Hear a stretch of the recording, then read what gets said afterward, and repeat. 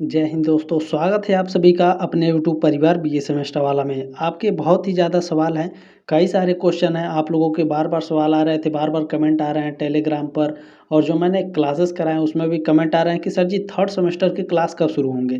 तो third semester के class भी शुरू हो चुके हैं। फर्स्ट सेमेस्टर का सिलेबस मैंने बता दिया है। आज के इस क्लास में हम लोग थर्ड सेमेस्टर का सिलेबस देखने वाले हैं। हिंदी का न्यू सिलेबस है आप लोगों का एग्जाम सत्र 2025-26 के लिए, ठीक है। पेपर का नाम है हिंदी निबंध नाटक एवं नवीन गद्य विधाएं, दीनदयाल उपाध्याय गोरखपुर विश्वविद्यालय और सभी विश्वविद्यालय के लिए है, ठीक है। पेपर कब होगा गुरुजी? तो नवंबर में एकदम गारंटी है कि आपका पेपर शुरू हो जाएगा, ठीक है। ये बात आप लोग ध्यान रखेंगे। तो थर्ड सेमेस्टर के जो क्लासेस हैं वो शुरू हो चुके हैं, सभी बच्चों के पास शेयर कर दीजिएगा। पहले मैं सिलेबस बताऊंगा, उसके बाद मैं क्लासेस आपकी कराना शुरू कर दूंगा। बाकी आपके पेपर जो हैं, क्वेश्चन पेपर पिछले 3 वर्षों के, वो लगभग सॉल्व हो चुके हैं। तो जब भी एग्ज़ाम शुरू होगा, एग्ज़ाम से पहले आपको क्वेश्चन पेपर मिल जाएगा। जैसे मैंने फर्स्ट सेमेस्टर में आपको दिया, सेकेंड सेमेस्टर में भी मैंने क्वेश्चन पेपर दिया था। आप लोगों के रिजल्ट काफ़ी अच्छे रहे, आप लोगों का फीडबैक काफ़ी अच्छा रहा, बहुत ही अच्छा आप लोगों ने प्यारा कमेंट किया कि गुरुजी मेरे क्लासेस काफ़ी आप लोगों के आपसे ही मैंने क्लास ली थी, मेरे जो रिजल्ट है वो काफ़ी बेहतर आए हैं।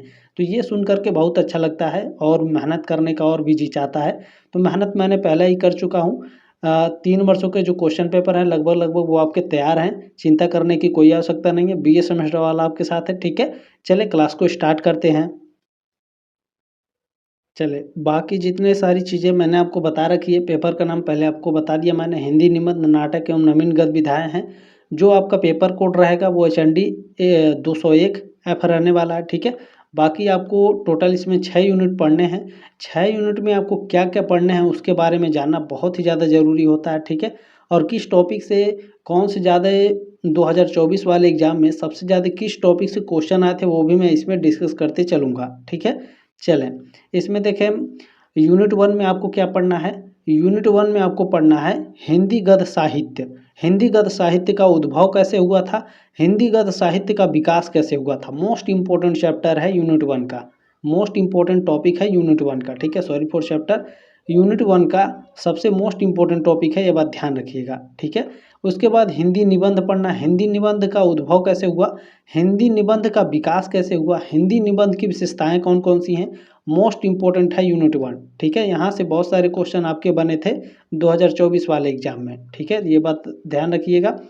चले, और इसमें आपको व्याख्या देखनी है, पाठ एवं व्याख्या, ठीक है। भारतवर्ष उन्नति कैसे हो सकती है, भारतेंदु हरिश्चंद्र ने इसको लिखा है, ये आपके चैप्टर में है, इसको पढ़ना है आपको। साहित्य जन समूह के हृदय का विकास है, बालकृष्ण भट्ट के द्वारा ये लिखा गया है, इसको पढ़ना है आपको। कवि कर्तव्य महावीर प्रसाद द्विवेदी ने लिखा है, करुणा रामचंद्र शुक्ल के द्वारा लिखा गया है, इसको आपको पढ़ना है, ठीक है, यूनिट 1 में। अब यूनिट 2 में आपको क्या पढ़ना है, मोस्ट इंपॉर्टेंट है, ध्यान से देखिएगा। हिंदी निबंध, हिंदी निबंध पाठ एवं व्याख्या। हिंदी निबंध है देवदारू, आचार्य हजारी प्रसाद द्विवेदी ने लिखा है, इसको आपको पढ़ना है। साहित्य का दृष्टिकोण मुक्तिबोध, गजानन माधव मुक्तिबोध इनका पूरा नाम है, ठीक है, इसको पढ़ना है आपको। मेरे राम का मुकुट भीग रहा है, विद्यानिवास मिश्र ने लिखा है। संस्कृति का शेषनाग, कुबेरनाथ राय ने लिखा है, ये मोस्ट इंपॉर्टेंट है, मेरे राम का मुकुट भीग रहा है। और इसमें साहित्य का दृष्टिकोण, ये चैप्टर, ये 2 मोस्ट इंपॉर्टेंट टॉपिक रहे हैं 2024 वाले एग्जाम में, ठीक है। ये बात आप लोग ध्यान रखिएगा यूनिट 2 में। हालांकि सभी चीज़ों को आपको पढ़ना है, जितने भी आपके बुक में हैं सभी को अच्छे से कवर करना है। बाकी जो 2024 में जो एग्ज़ाम हुआ था, जो टॉपिक मोस्ट इंपॉर्टेंट रहे हैं उसको मैं साथ में आपको बताते चलूँगा, ठीक है ना। चलें, यूनिट 3 में आपको पढ़ना है हिंदी नाटक।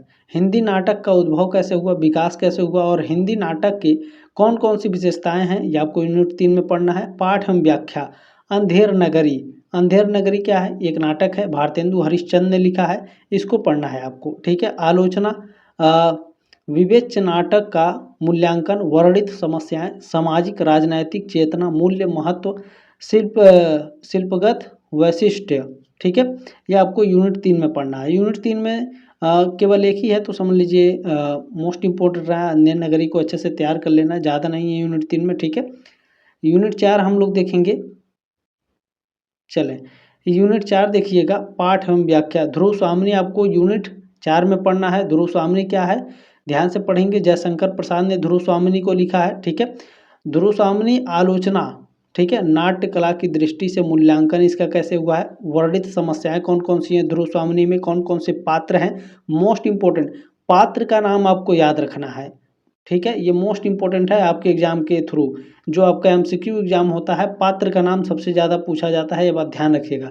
तो जितने भी नाटक कहानी हैं आपको अच्छे से कवर करना है, कम से कम 2-2 3-3 बार पढ़ लीजिएगा बुक में से, ठीक है। ऐतिहासिक एवं काल्पनिक, चारित्रिक विश्लेषण, मूल्य महत्व और शिल्पगत वैशिष्ट, पाठ एवं व्याख्या, ये यूनिट 5 में पढ़ना है। क्या है, आत्मकथा। आत्मकथा कौन सी है, अपनी खबर, ठीक है। अपनी खबर जो है आत्मकथा है, किसने लिखा है, पांडे बेचन शर्मा ने, ठीक है ना। तो अपनी खबर को बेचन शर्मा ने लिखा है, आत्मकथा, ये आपको पढ़ना है, मोस्ट इंपॉर्टेंट टॉपिक रहा है। यहाँ से एमसीक्यू में लगभग 2 क्वेश्चन आपके आए थे 2024 वाले एग्जाम में, ठीक है। जीवनी, प्रेमचंद्र घर में शिवरानी देवी ने लिखा है, ठीक है, इसको पढ़ना आपको। व्यंग्यत साहित्य, भोला राम का जीव, हरिशंकर प्रसाद ने लिखा, ये मोस्ट इंपॉर्टेंट रहा है 2024 वाले एग्जाम में, यहाँ से भी क्वेश्चन आपके आए थे, ठीक है। ये यूनिट 5 में ये 2 टॉपिक अच्छे रहे हैं, इसको अच्छे से कवर करना है, ठीक है। टोटल आपको 6 यूनिट पढ़ने हैं। 6वें यूनिट में आपको क्या पढ़ना है, ध्यान से देखेंगे। 6वें यूनिट में पढ़ना है, देखें, यात्रा साहित्य, मेरी तिब्बत यात्रा क्या है, यात्रा वृत्तांत है, किसने लिखा है, राहुल सांकृत्यायन ने लिखा, ठीक है। यहाँ से लगभग 2-3 क्वेश्चन आए थे 2024 वाले एग्जाम में, ठीक है। रेखा चित्र से भी आए थे, गिल्लू, ठीक है, महादेवी वर्मा ने लिखा है गिल्लू को। संस्मरण, ऋण, जल, धन, ठीक है, जल, इसको रेणु जी ने लिखा है। मोस्ट इंपॉर्टेंट है, यहाँ से भी लगभग 2-3 क्वेश्चन आपके आए हुए थे, ठीक है ना। तो ध्यान में रखिएगा, जो मैं मोस्ट इंपॉर्टेंट 2024 के हिसाब से बताया हूँ, जो पिछले साल आपके पूछे गए थे, ठीक है। बाकी पढ़ना तो सभी है, जो टॉपिक बताया हूँ उसको अच्छे से कवर कर लीजिएगा। रिटन एग्जाम में बहुत ही ज़्यादा ये लाभदायक होगा। बाकी रिटन एग्जाम होगा तो उसके लिए चिंता नहीं करना है, मैं आपको रिटन एग्जाम को क्वेश्चन पेपर दे दूंगा। एमसीक्यू एग्जाम होगा तो एमसीक्यू पेपर दे दूंगा, किसी भी प्रकार से वो बिल्कुल फ्री में मैं आपको प्रोवाइड कराऊंगा, आपको चिंता करने की आवश्यकता नहीं है। बाकी जितने भी आपके सब्जेक्ट बच रहे हैं, पॉलिटिकल साइंस, सोशल साइंस हो गया, हिस्ट्री है, मेडाइवल हिस्ट्री है, एंशियंट हिस्ट्री है, ठीक है ना, तो सभी मैं आपको प्रोवाइड करा दूंगा। पहले मैं सिलेबस प्रोवाइड करा देता हूँ, फिर आपकी क्लासेस आने शुरू हो जाएंगी, ठीक है। चले जल्दी मिलते हैं आपके नेक्स्ट क्लास में, तब तक के लिए जय हिंद, वंदे मातरम।